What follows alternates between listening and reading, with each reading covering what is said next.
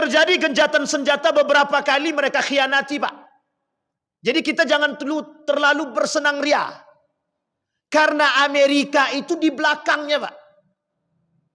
Kelicikan mereka itu pasti akan mereka lakukan. Apapun itu. Karena sampai kiamat mereka tidak akan pernah senang dengan kita, Pak. Harus kita sadari, Pak. Kita nih hari ini nih mohon maaf Bapak Ibu. Kita nih sedang diambang akhir zaman, Pak. Semua perkataan Nabi mulai terbukti sedikit demi sedikit. Yang Nabi kata tuba lil ghuraba, yang selamat tuh cuman yang sedikit.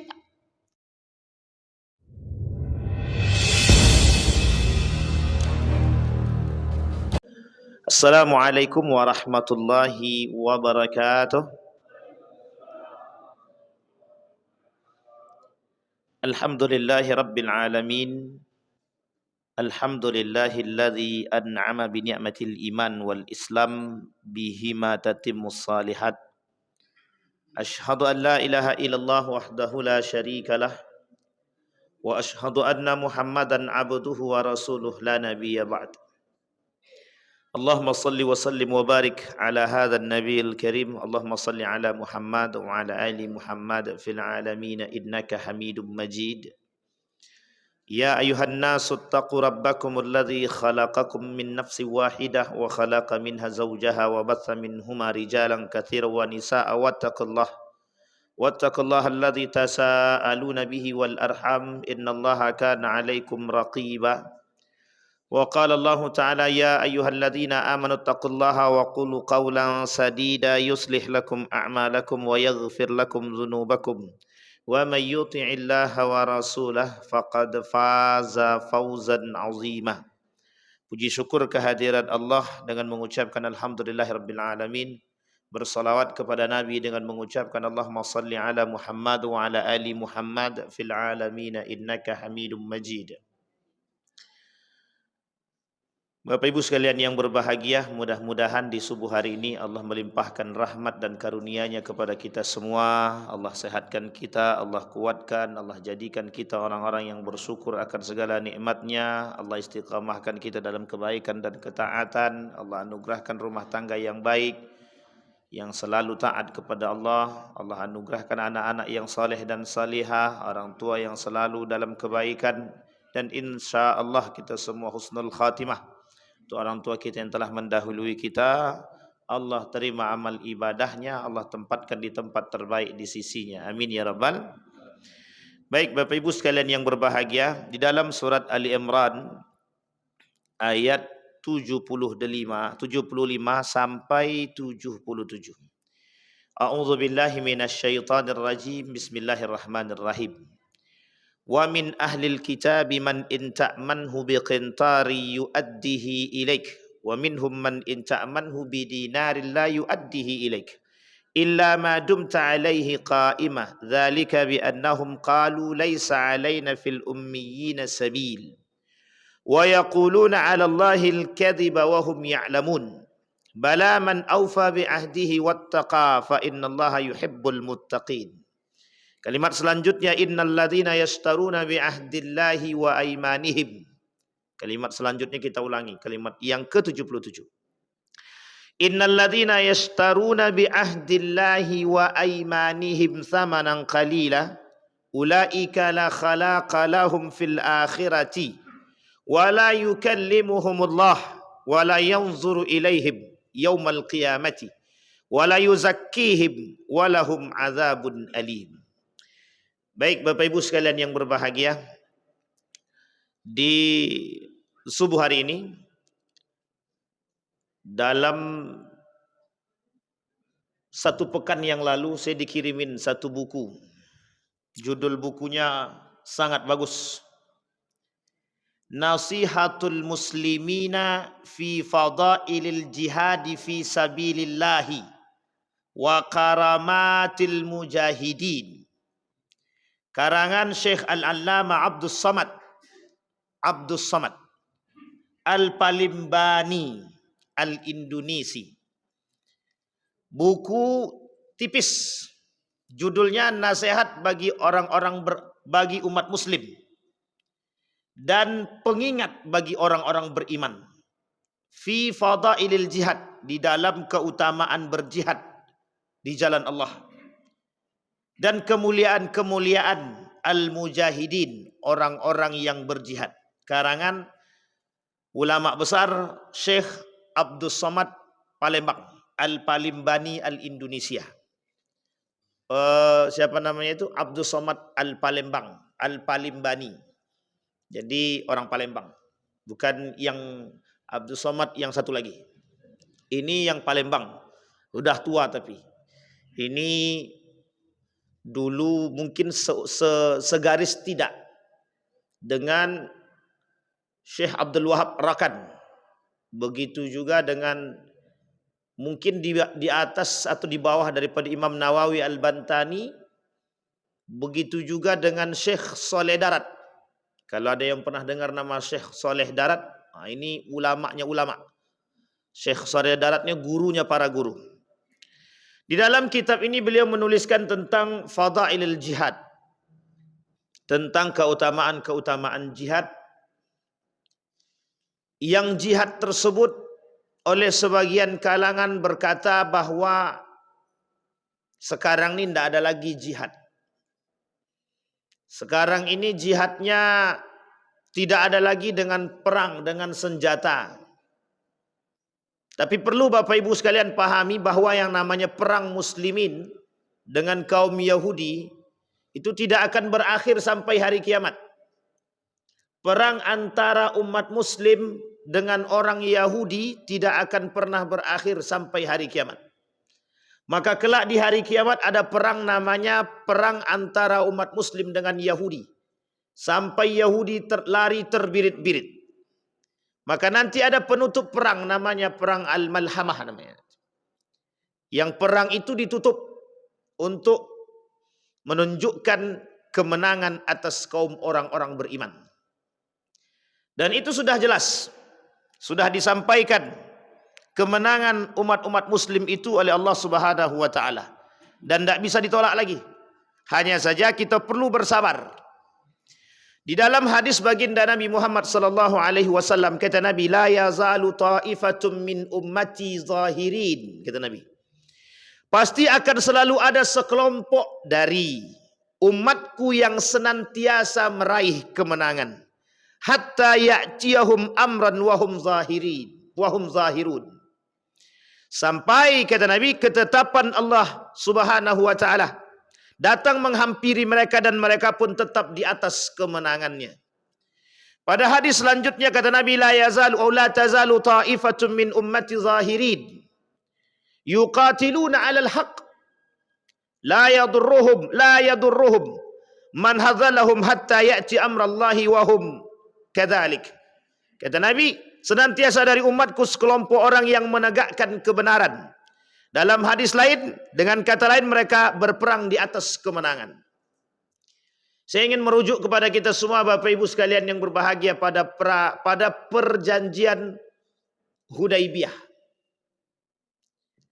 Pada perjanjian Hudaibiyah terjadi perjanjian yang sangat baik yang dibangun oleh baginda Nabi Muhammad sallallahu alaihi wasallam, nanti menjadi cikal bakal terbentuknya satu bukan konstitusi, amandemen yang kita sebut hari ini sebagai Piagam Madinah.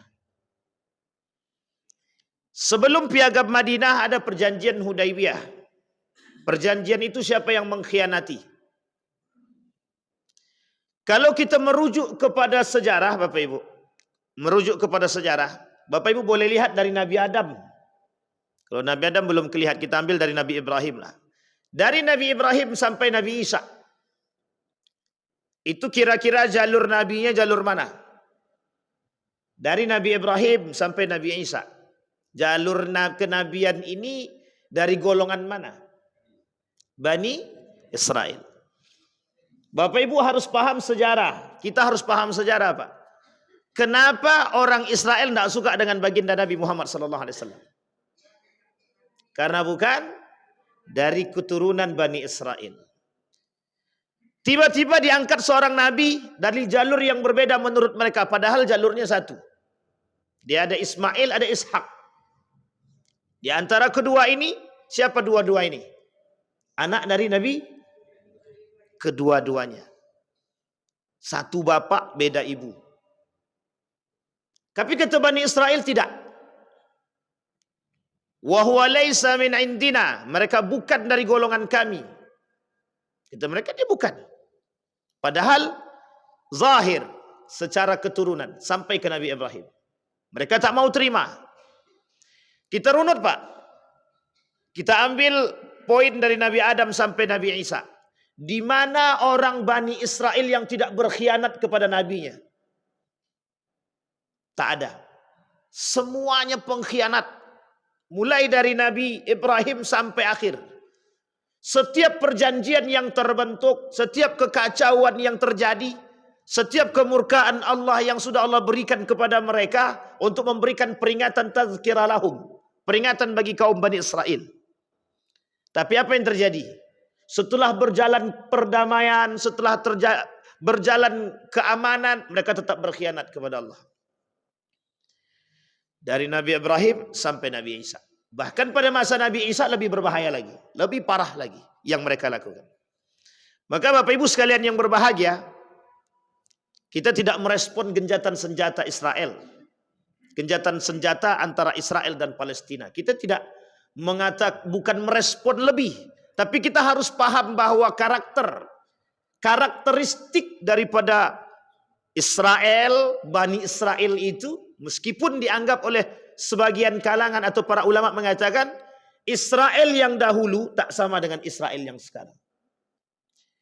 Israel yang dahulu, Bani Israel, memang terkenal dengan pengkhianatan dan pembangkangan. Itu Bani Israel. Bani Israel masih berada dalam julukan seorang nabi, Nabi Ya'qub alaihissalam. Israel julukan daripada Nabi Ya'qub. Jadi Israel itu julukan dari Nabi Ya'qub. Jangan salah paham. Israel itu bukan Bani dulu. Sebelum keluar kalimat Bani, Israel itu disandarkan kepada Nabi Ya'qub. Ketika Nabi Ya'qub punya pengikut, maka disebutlah Bani Israel, pengikut Nabi Ya'qub alaihissalam. Sampai seterusnya. Di mana letak tidak adanya pengkhianatan? Tidak ada. Perjanjian Hudaibiyah antara umat Muslim dengan kafir, dengan orang kafir Nasrani Quraisy. Tapi ingat, ketika pengkhianatan kaum munafik di Madinah, dua campur tangannya. Satu orang Yahudi, yang kedua orang Nasrani yang berada di balik orang-orang munafik. Ketiga-tiga ini berada terhadap pengkhianatan, berada pada posisi pengkhianat kepada baginda Nabi Muhammad sallallahu alaihi wasallam ketika terbentuknya Piagam Madinah. Piagam Madinah dibentuk untuk membangun perdamaian. Piagam Madinah dibentuk untuk menciptakan keamanan bagi siapa? Bukan bagi orang beriman saja. Tapi di situ tertulis Pak, ada kalimat yang hari ini kita pahami, ada namanya kafir harbi, ada namanya kafir zimmi, dan kafir-kafir yang lain, itu kita temukan kalimat itu di dalam kitab Piagam Madinah. Tapi coba lihat, perhatikan, siapa yang berkhianat di situ? Nabi masih hidup. Yang berkhianat siapa? Mereka. Siapa pengkhianatnya? Yang menghasut kaum munafik. Yang menghasut itu kaum munafik. Tapi kaum munafik ini dihasut oleh dua. Satu, Yahudi. Yang kedua, Nasrani. Yang berakibat kepada diusirnya oleh Nabi orang-orang sebagian daripada golongan orang-orang Yahudi yang tidak boleh menetap di Madinah. Itu sejarah kenapa orang kafir tak boleh tinggal di Madinah. Tidak boleh. Kenapa? Karena bermunculan pengkhianatan pada masa itu. Sehingga diusir sama Nabi Pak. Diusir. Orang-orang ini diusir sama Nabi. Nah Bapak Ibu sekalian yang berbahagia, saya ingin mengutip satu pernyataan dari Imam Al-Ghazali dalam kitabnya Asnaful Maghrurin. Kitab Asnaful Maghrurin ini saya ambil poin pertama. Kenapa Bani Israel dan orang-orang Nasrani ini selalu ingin menguasai dunia? Kalimat ini sejalan dengan apa yang Allah sampaikan dalam Al-Quran. Tidak akan senang mereka terhadap kita kecuali kita mengikuti agama mereka. Dua saja orangnya. Siapa kelompok tersebut? Nasrani dan Yahudi. Walan tarda ankal yahud walad nasara hatta tattabi'a millatahum. Tidak akan pernah mereka senang dengan kita sampai kita mengikuti agama mereka. Kafirnya siapa? Yahudi dan Nasrani. Kata Imam Al-Ghazali di dalam kitab Asnaful Maghrurin itu, orang-orang kafir ini mereka sedang tertipu dengan dunia. Ballasa yuballisu nafsahu, ballasa nafsuhu bid dunia. Diri mereka ditutupi oleh kenikmatan dunia. Diri mereka ditutupi oleh syahwat dunia. Diri mereka ditutupi oleh keinginan-keinginan dunia. Kata Imam Al-Ghazali, inilah contoh orang-orang kafir yang tertipu. Maka kata Imam Al-Ghazali dalam 4 poin tentang orang-orang yang tertipu itu, yang pertama kata Imam Al-Ghazali, ghururul kafir. Tertipunya orang-orang kafir. Yang dimaksud orang kafir di sini siapa? Semua yang bukan Islam. Tapi spesifiknya 2. Kalau kita merujuk kepada Al-Quran, yang selalu Allah sampaikan di dalam Al-Quran, orang kafir itu ada 2. Setidaknya. 1 orang kafir Yahudi, yang kedua orang kafir Nasrani. Kenapa begitu? Karena yang paling sering mengusik kita itu yaitu 2 itu. Yang paling sering mengusik kita. Kalau kita tenang, dia ngusik. Kalau kita tak usik, dia cari cara untuk mengusik. Sehingga mohon maaf, Allah turunkan kalimat di dalam Al-Quran itu bukan tanpa dasar. Faqatiluhum, kata Nabi, kata Allah. Ketika kalian diperang, faqtuluhum, maka perangi. Kalau kita diperang, perangi. Kalau kita tidak diperang, jangan perang. Resolusi jihad yang dikeluarkan oleh Kiai Haji Hashim Al-Asy'ari itu menunjukkan kepada kita bahwa adanya perintah jihad bagi penjagaan NKRI ketika itu. Kiai Haji Hashim Al-Asy'ari, meskipun ketika itu belum nampak kemerdekaan Republik Indonesia, tapi apa kata Kiai Haji Hashim Al-Asy'ari? Jihad, gitu deh. Keluar fatwa jihad untuk menjaga apa? Menjaga kehormatan. Bapak Ibu sekalian yang berbahagia, sekarang jihadnya tak lagi dengan perang. Tapi jihad kita hari ini Bapak Ibu dengan otak. Kita berperang dengan otak sekarang. Maka kembali kepada poin tadi Bapak Ibu. Kata Allah, kata Nabi dalam hadisnya, akan muncul segolongan kelompok, kata Nabi. Sekalipun kondisi umat muslim ketika itu dalam kondisi yang terjepit, akan tetap muncul di kalangan mereka golongan-golongan yang akan kami berikan kemenangan, kata Allah. Ini penting, Pak. Keyakinan umat muslim, keyakinan orang-orang beriman kepada janji Allah, itu penting untuk kita tanamkan. Maka Bapak Ibu sekalian yang berbahagia, di akhir zaman itu, penting bagi kita untuk meningkatkan semangat jihad.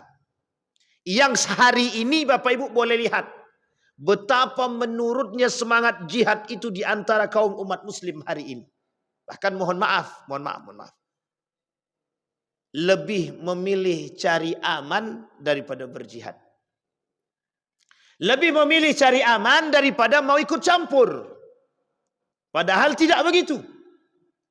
Kata Syekh Hashim Al-Asy'ari dalam kitab Risalah Ahlus Sunnah wal Jamaah, mengutip dari hadis baginda Nabi Muhammad SAW, kata beliau, salah satu tanda akhir zaman hilangnya perhatian umat muslim terhadap nilai-nilai keislaman. Bahkan hilangnya perhatian umat muslim terhadap agama. Salah satu di antaranya jihad. Saya ingin kutip pernyataan seorang profesor perempuan yang dulu pernah kita sampaikan di sini. Apa kata beliau? Kata profesor tersebut, jihad itu bukan berperang.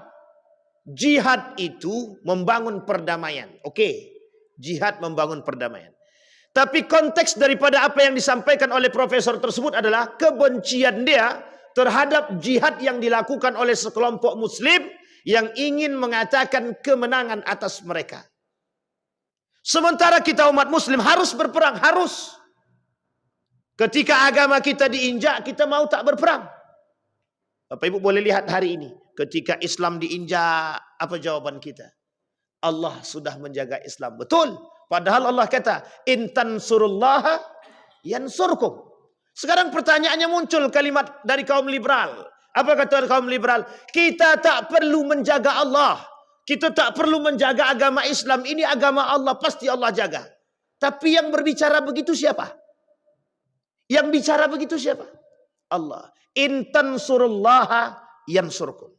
Kalau kalian jaga Allah, mesti Allah akan jaga kalian. Pertanyaannya adalah, kalau kalian menolong Allah, mesti Allah akan menolong kalian. Pertanyaannya, yang ngomong ini siapa? Allah. Artinya apa? Yang dimaksud oleh Allah, jaga oleh kalian nilai-nilai agama, jaga oleh kalian nilai-nilai syariat, sehingga kalian akan dijaga oleh Allah. Allah akan bantu kalian. Ini penting, Pak. Karena hari ini kita melihat betapa rendahnya keimanan umat muslim dan mukmin hari ini terhadap nasrullah, pertolongan Allah. Sehingga ada kalimat di dalam hadis Nabi, ada yang disebut dengan ta'ifatum mansurah. Ta'ifatum mansurah. Tahu Bapak Ibu ta'ifatum mansurah? Ta'ifatum mansurah itu adalah kelompok-kelompok yang dibantu, yang ditolong, yang dijaga oleh Allah. Pertanyaannya, kitakah itu? Kita ambil contoh daripada gencatan senjata. Ini minta maaf ya Bang Ganteng ya. Dalam gencatan senjata itu, atau antara Israel dengan bukan rakyat Palestina, sekelompok orang yang menjaga kewibawaan dan kehormatan tanah Palestina. Baca dalam hadisnya 40 hadis keistimewaan Baitul Maqdis. Itu punya kita orang beriman, Pak.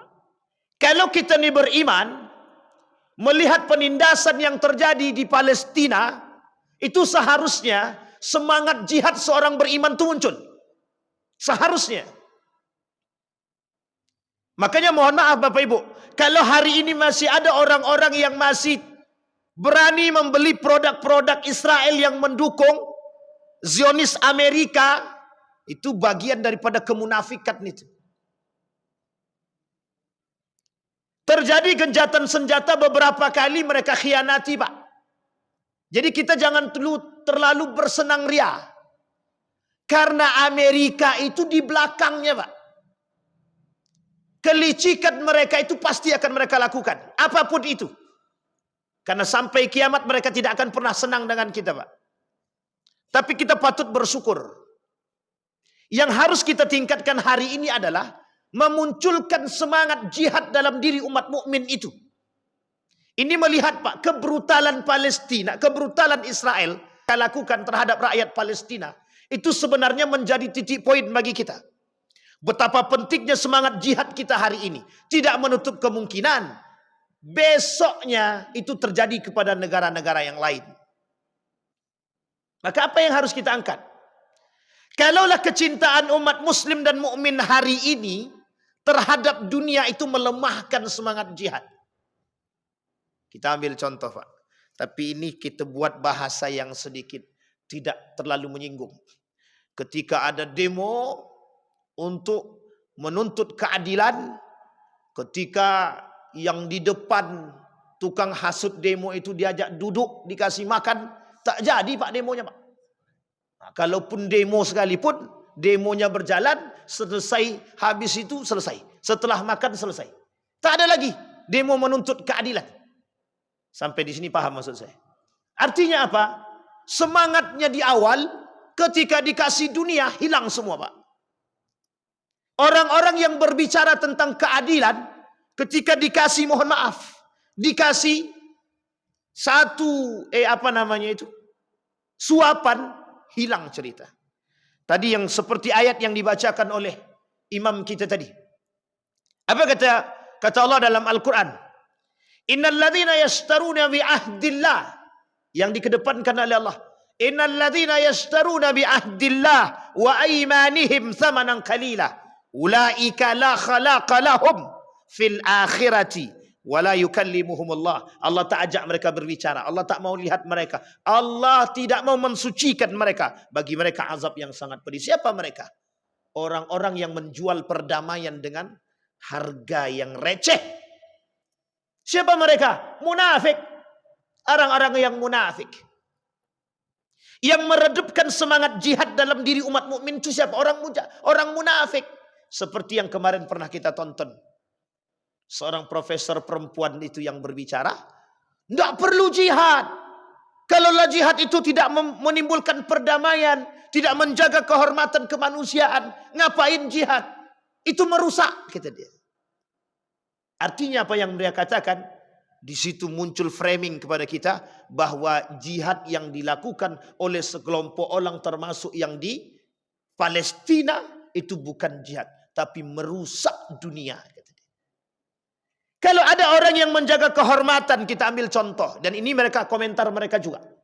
Ketika terjadi penghinaan kepada baginda Nabi Muhammad SAW dalam model karikatur, apa kata kaum liberal? Tidak usah ikut campur, itu haknya mereka. Kalaupun mereka melakukan demikian, tidak perlu ada pembrutalan, pembunuhan. Padahal Pak, ketika Nabi dilecehkan, agama dihina, Al-Quran diinjak, apa jawaban mereka? Cukuplah ada orang-orang yang pihak yang berkewajiban untuk mengurus demikian. Dan tidak perlu kita marah. Umat muslim tidak perlu marah dengan pelecehan-pelecehan seperti itu. Mau diinjaknya Al-Quran kita tidak usah marah. Mau dilemparnya Al-Quran kita tidak usah marah. Kenapa kita tak perlu marah? Karena itu tidak penting bagi mereka. Sehingga Bapak Ibu, orang yang umat muslim yang cinta kepada Nabi, ketika nabinya dihina, dicaci dan dimaki, dilecehkan, sehingga umat mukmin yang lain terpengaruh dengan fikiran mereka. Inilah yang terjadi hari ini, Pak. Kenapa semangat kita baru sepekan kita memboikot produk Israel, udah lemah semua, Pak. Baru seminggu kita memboikot produk Israel. Apa kata lidahnya? Tolong ajak aku ke Starbucks, pengen minum kopi gitu deh. Seminggu baru, Pak. Tolong ajak aku ke KFC, lidahku udah gatal, kata dia. Baru seminggu. Itu kayak yang disebut dengan jihad. Maka kata seorang penyair mengatakan, asyaddul jihad, jihadul hawa. Perang hari ini itu Pak, perang melawan hawa nafsu. Perang kita hari ini, perang melawan hawa nafsu. Kalau kita sayang dengan Palestina, yang seharusnya tumbuh dalam diri kita itu adalah semangat jihad kita dalam memboikot produk-produk Israel itu.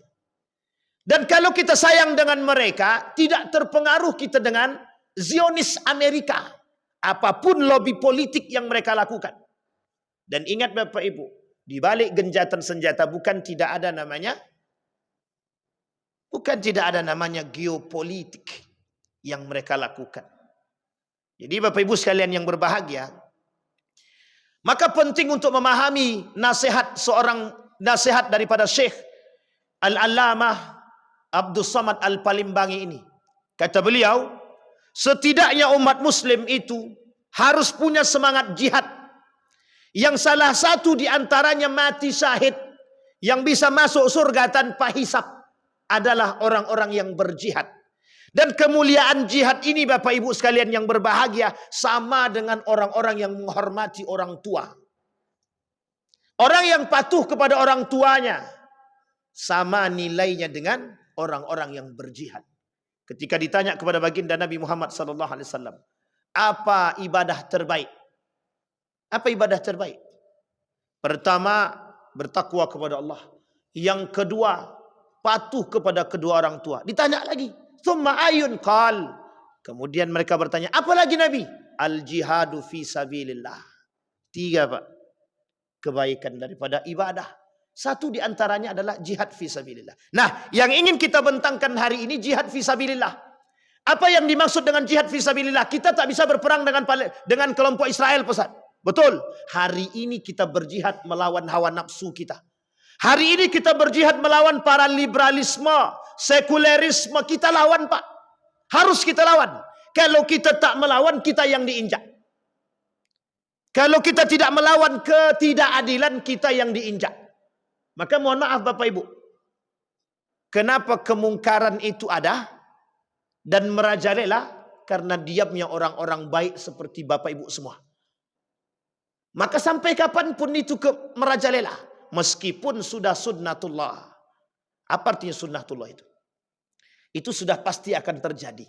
Hanya saja kita perlu mencari siapa yang selamat. Yang Allah sebutkan, yang Nabi sebutkan. Ta'ifatum mansurah.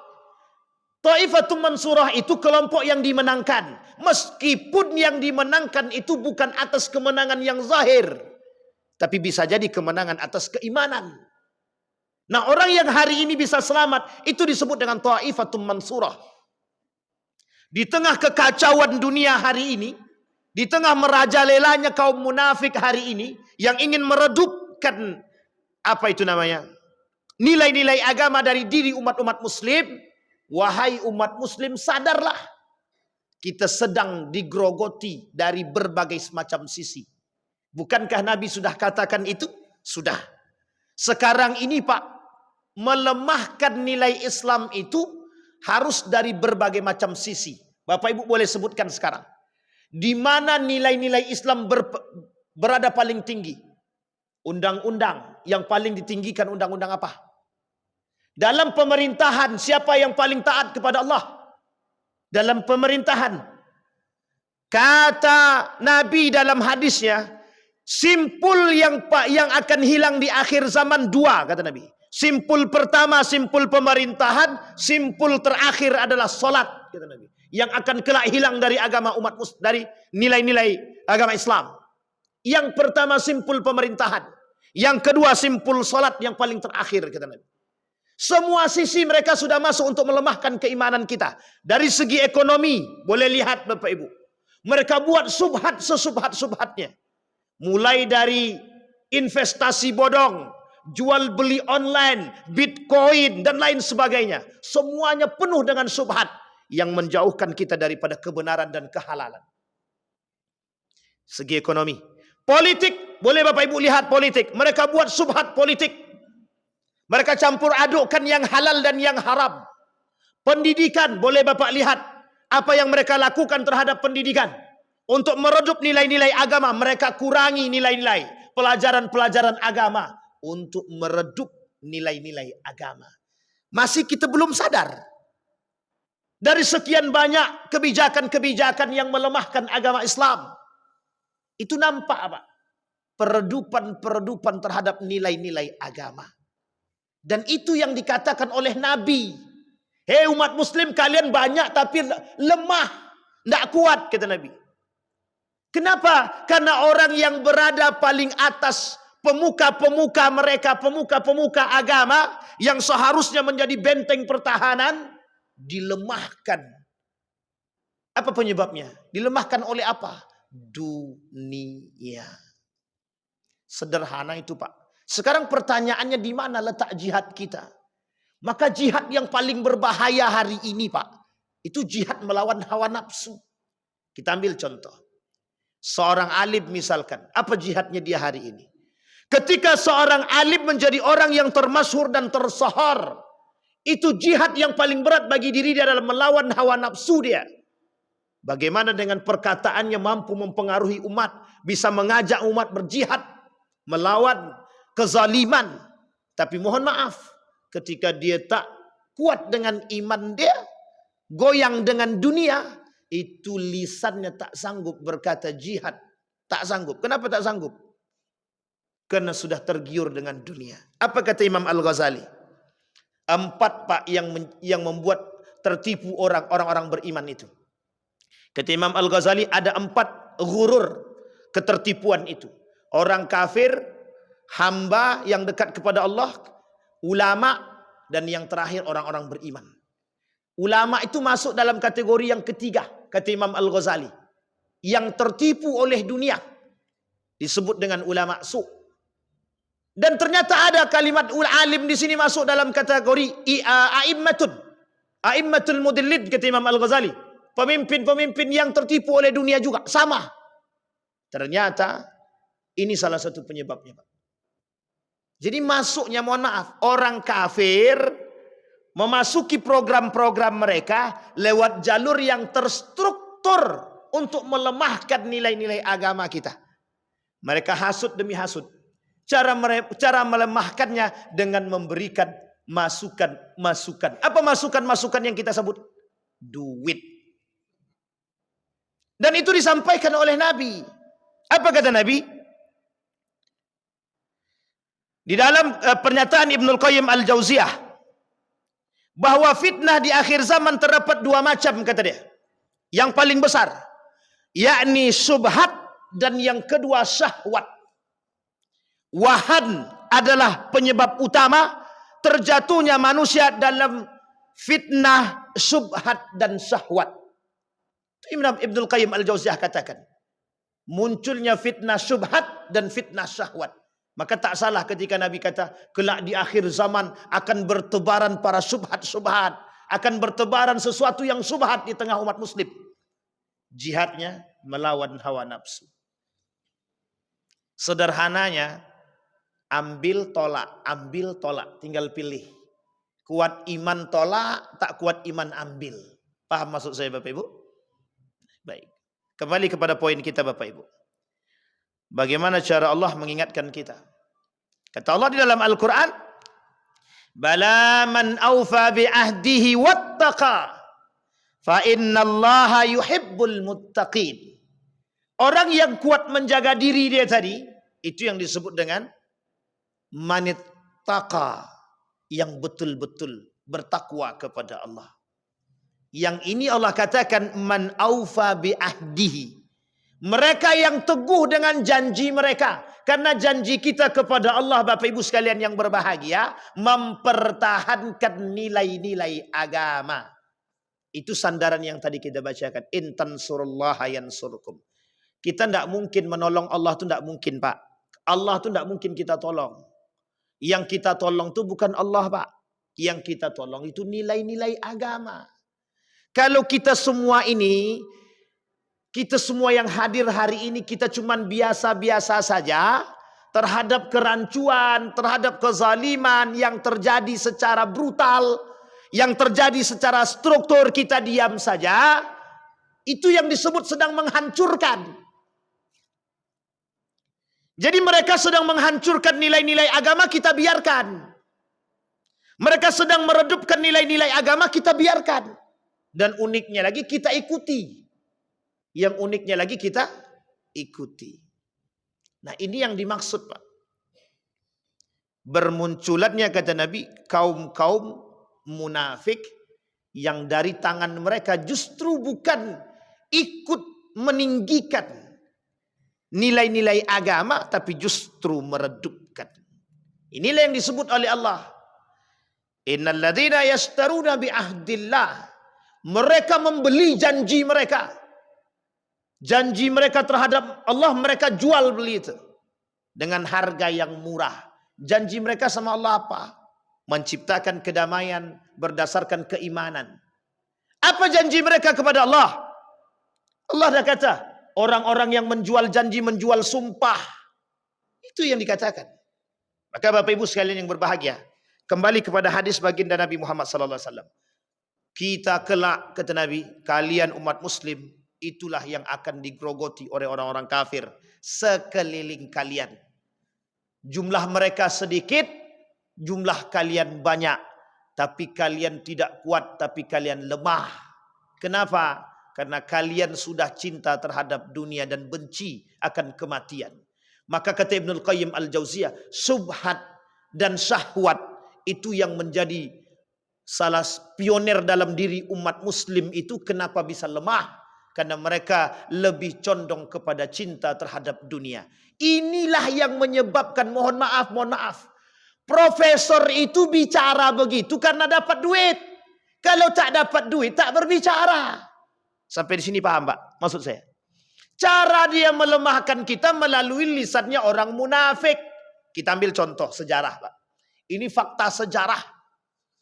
Ketika Al-Husain mau berangkat dari Mekah ke Karbala, bukan ke Karbala, ke Kufah. Ini dalam kehancuran, dalam terbunuhnya Al-Husain di Karbala. Semua penduduk penduduk Kufah mengirim surat para kabilah-kabilah itu kepada Al-Husain agar Al-Husain mau datang ke Kufah untuk melakukan pemberontakan terhadap Yazid bin Muawiyah. Yazid bin Muawiyah. Apa yang dilakukan? Yang dilakukan oleh Al-Husain, dikirimkanlah surat melalui Muslim, saudaranya, sepupunya. Datanglah ini pergi mengantar surat ke Kufah. Ditahan nih, saudaranya ditahan di sono. Atau sebenarnya bukan ditahan. Sudah berkumpul. Dia tuliskan surat untuk sampai ke Al-Husain bahwa orang-orang Kufah semuanya sudah siap untuk berjihad, melakukan pemberontakan kepada Yazid bin Muawiyah. Sebenarnya bukan pemberontakan, lebih kepada melawan kezaliman yang dilakukan Yazid bin Muawiyah. Tahu Yazid bin Muawiyah, Bapak Ibu? Anaknya Muawiyah bin Abi Sufyan. Tahu Muawiyah bin Abi Sufyan? Anaknya Abu Sufyan. Tahu Abu Sufyan yang masuk Islamnya terpaksa awalnya. Hanya pengen mencari keselamatan terhadap harta-hartanya. Tapi karena dia sahabat Nabi, kita tak boleh mencelah. Bisa jadi ketika itu betul. Tapi kemudian di tengah perjalanan anaknya termasuk salah satu sahabat Nabi yang paling berjasa dalam berperang. Muawiyah bin Abi Sufyan. Nah, Muawiyah punya anak namanya Yazid bin Muawiyah. Ketika Yazid bin Muawiyah jadi menjadi khalifah, apa kata Muawiyah? Hati-hati dengan 3 orang. Kata Muawiyah ini Muawiyah yang ngomong, bapaknya. Kata Muawiyah, hati-hati dengan 3 orang. Satu di antara 3 ini adalah Al-Husain bin Ali. Husain ibn Ali. Hati-hati, dia tidak akan mau berbaiat kepadamu. Sedangkan kepada aku saja tidak, apalagi kepadamu. Apa yang terjadi? Kalau dia memberontak, tawan dia. Setelah itu lepaskan. Yang terjadi, Bapak Ibu, yang terjadi, ketika orang-orang Kufah merasakan kezaliman yang dilakukan oleh, mohon maaf, oleh Yazid bin Muawiyah, kepemimpinan Yazid bin Muawiyah, diberilah surat kepada Al-Husain. Al-Husain datang, Pak, mau berangkat dari Mekah ke Kufah. Untuk apa? Untuk bergabung dengan masyarakat Kufah. Bapak Ibu tahu, dari sejumlah orang yang banyak itu, Bapak Ibu, di Kufah itu Irak sekarang, yang Irak sekarang.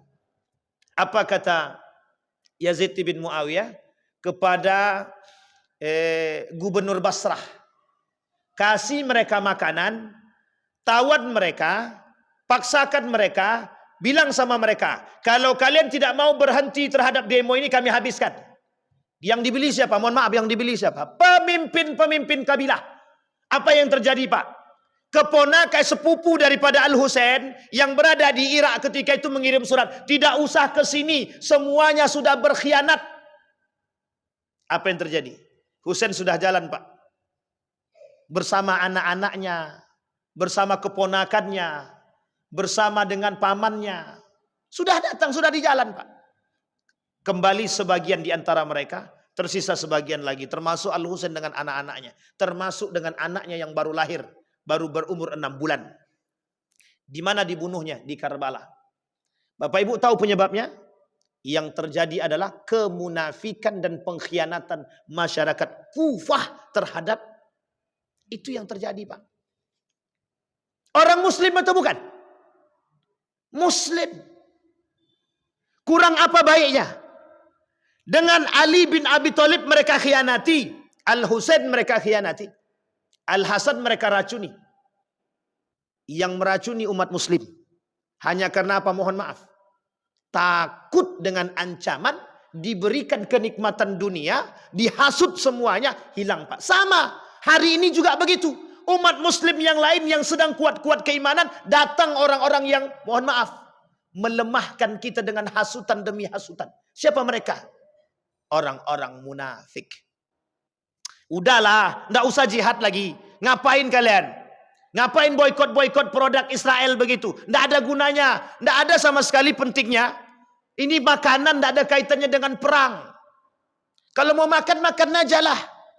Begitukah bahasanya orang beriman? Sampai di sini paham maksud saya Bapak Ibu? Inilah yang disebut dengan jihad, Pak. Jihad kita hari ini itu. Bagaimana jihad kita hari ini melawan hawa nafsu kita, Pak? Untuk tidak terpedaya dengan kondisi, Pak. Harus kita sadari, Pak. Kita nih hari ini nih mohon maaf Bapak Ibu. Kita nih sedang diambang akhir zaman, Pak. Semua perkataan Nabi mulai terbukti sedikit demi sedikit. Yang Nabi kata tuba lil ghuraba, yang selamat tuh cuman yang sedikit. Yang disebut dengan ta'ifatum mansurah, yang diberikan pertolongan oleh Allah. Semoga yang sedikit itu kita. Semoga yang sedikit itu siapa? Kita. Kenapa kita harus sampaikan ini? Karena banyak yang tergiur dengan kehidupan dunia hari ini, Pak. Banyak yang tergiur, mohon maaf, dengan pikiran-pikiran yang kita anggap sesat dan menyesatkan. Sehingga kita jauh daripada nilai-nilai agama. Maka apa kata beliau? Kata Syekh Abdul Somad Al-Palembangi. Di dalam permasalahan jihad, kata beliau, perlu adanya pemahaman yang baik tentang jihad itu sendiri. Al-harabatu, hari ini, perang hari ini, kata beliau, al-harabatu lil kufar, melawan orang-orang kafir. Tapi dari segi apa? Orang kafir memerangi kita dari segi perang, pemikiran, kita merusak mereka dari segi pemikiran. Ketika mereka melemahkan iman kita, kita kuatkan iman kita. Bahkan dalam perkataan Nabi, kelak akan muncul para pemimpin-pemimpin yang mengakhirkan solat, kata Nabi. Cara mereka melemahkan keimanan para pemimpin-pemimpin dengan sengaja membuat pemimpin-pemimpin itu lalai dengan solatnya, mengakhirkan solatnya. Kata Nabi, kelak kalau kalian bertemu dengan orang-orang seperti ini, kata Nabi, kalian solat tepat waktu. Biarkan pemimpin kalian yang solatnya terakhir. Di akhir-akhir, tidak apa-apa, itu munafik. Kata Nabi begitu. Kalian solat tepat waktu. Ini sebenarnya bahasa kiasan. Ketika orang sudah mulai goyang dengan nilai-nilai agama, kalian semakin erat dengan nilai-nilai agama. Ketika di sebagian kalangan sudah menjauh daripada nilai-nilai agama, kalian mendekat dengan nilai-nilai agama. Kata Nabi begitu, Pak. Kenapa? Karena banyak orang yang tergiur dengan dunia. Tidak sedikit, Pak. Tidak sedikit. Makanya kata Imam Al-Ghazali, itu alasan Imam Al-Ghazali Bapak Ibu menuliskan kitab orang-orang yang kelompok-kelompok yang tertipu. Asnaful maghrurin, orang-orang yang tertipu. Satu diantaranya ghururul kafir. Yang kedua ghururul mu'minin. Yang ketiga ghururul ulama, atau bahasa lainnya ulama yang tertipu. Yang terakhir umara, ghururul umara, pemimpin-pemimpin yang tertipu. Nah, Bapak Ibu sekalian yang berbahagia, mudah-mudahan kita semua yang hadir hari ini bisa terus meningkatkan semangat jihad, Pak. Paling tidak hari ini kita jihad dulu melawan hawa nafsu kita di dalam rumah tangga kita. Jangan sampai virus-virus liberalisme, sekulerisme itu kemudian masuk dalam keluarga kita, Pak. Yang pada akhirnya mohon maaf, yang paling berat bagi kita hari ini itu kalau sudah lawannya keluarga. Kalau orang lain masih mending, Pak. Tapi kalau sudah keluarga, Tuhan. Anak tak sembahyang saja kita tak berani keras, Pak. Anak tak sholat saja kita tak berani keras. Anak main judi online saja kita tak berani tegas. Anak main game saja berhari-hari kita tak berani tegas. Kalau dihempaskan HP ini sayang, tak dihempaskan HP ini anak main game terus. Kira-kira Bapak Ibu pilih yang mana? Coba. Cara mereka terstruktur, Pak. Kira-kira pilih yang mana tuh? Hempaskan HP, dihempaskan sayang, tak dihempaskan dia main game. Pilih mana? Disita, jangan dimpas, sayang. Ambil HP-nya, simpan HP-nya, kan begitu. Tapi kalau tak bisa juga, Pak. Harus tegas, Pak. Harus tegas.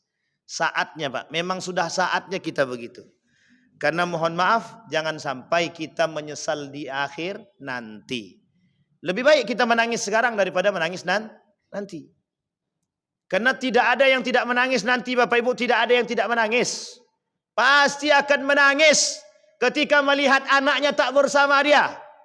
Kata Allah dalam Al-Quran, wa alhiqnahum bis salihin. Kami cuma kumpulkan keluarga-keluarga yang soleh. Yang tak soleh tak kami kumpulkan. Jadi Bapak Ibu, kalau hari ini punya cita-cita ingin berkumpul kelak di hari kiamat di dalam surga bersama keluarga, bangun keluarga yang soleh. Karena yang bisa dimasukkan oleh Allah yang soleh-soleh saja, yang tak soleh tak masuk. Nah, maka Bapak Ibu, sekarang kita ditambah, sekarang kita hidup di akhir zaman, subhatnya banyak, syahwatnya petak lagi. Jadi saking banyaknya subhat dan syahwat hari ini, itu yang halal tak nampak, yang benar tak jelas. Yang jelas itu apa? Abu-abu. Yang halal haram, yang haram halal. Yang benar salah, yang salah betul. Nah, jadi yang pandai-pandai sekarang, melihatlah dengan ilmu dan iman dan hati, bukan dengan nafsu. Kalau kita melihat dengan nafsu, semua nampaknya dolar semua. Semua nampak dolar hari ini. Bapak Ibu lihat hari ini. Apa yang tak bisa dibeli dengan dunia, dengan duit hari ini. Makanya motivasi orang kafir itu, motivasi orang-orang Cina itu, duit. Kalau tak ada duit, stres otak. Tapi orang beriman tak begitu. Orang beriman tidak begitu. Nah, Bapak Ibu sekalian yang berbahagia, mudah-mudahan ada manfaatnya bagi kita semua. Ada pertanyaan Bapak Ibu? Tidak ada, alhamdulillah. Karena berat nih kalau begini, jarang ada pertanyaan. Apalagi masalah perang-perang begini, kami tak mau tanya lah Ustaz. Lebih baik cari aman aja lah. Nah, itulah kita semua Pak, cari aman terus. Ada pertanyaan Bapak Ibu? Akan ya, memang tak ada. Memang tidak ada pertanyaan. Kalau tidak ada pertanyaan, kita berdoa kepada Allah. A'udzubillahi minasyaitonirrajim. Bismillahirrahmanirrahim. Alhamdulillahirabbil alamin, hamdan syakirin, hamdan na'imin. Hamdan yuwafi ni'amahu wa yukafi'u mazida. Ya Rabbana lakal hamdu kama yanbaghi li jalali wajhikal karim wa 'azimi sultanik. Allahumma salli ala Muhammad wa ala ali Muhammad fil alamin innaka Hamidum Majid. Allahumma faqihna fid din wa 'allimna at-ta'wil. Allahumma ighfir lana dhunubana wa dhunuba walidina warhamhuma kama rabbayana shighara. Allahumma khtimna bi husnil khatimah wa la takhtimna illa bi husnil khatimah. Allahumma ja'al tajammu'ana tajammu'an marhumah waj'al tafarruqana min ba'dihi tafarruqan ma'sumah. Allahumma ansur man nasara ad-din wa khudhul man khadhal muslimin. Allahumma ansur ikhwanana al-mujahidin fi Palestin wa fi Gaza wa fi kulli makan. Allahumma thabbit qulubana bil iman. Allahumma thabbit qulubana bil iman. Allahumma jannibna min munkaratil akhlaq. Rabbana hab lana minas salihin. Rabbana zalamna anfusana wa illam taghfir lana wa tarhamna lanakunanna minal khasirin. Allahumma ij'alil Qur'anal 'azima rabi'a qulubina wa nura sudurina wa jilaa'a ahdanina wa dhihaba humumina wa ghumumina. Allahumma ya Rahman ya Fattah ya Alim ya Aziz ya Ghaffar ya Rabbal alamin. Allahumma ighfir lahum warhamhum wa'afihim wa'fu anhum wa akrim nuzulahum wa wasi' madkhalahum waj'alil jannata matwahum. Rabbana atina fid dunya hasanah wa fil akhirati hasanah wa qina azaban nar. Walhamdulillah rabbil alamin. Assalamualaikum warahmatullahi wabarakatuh.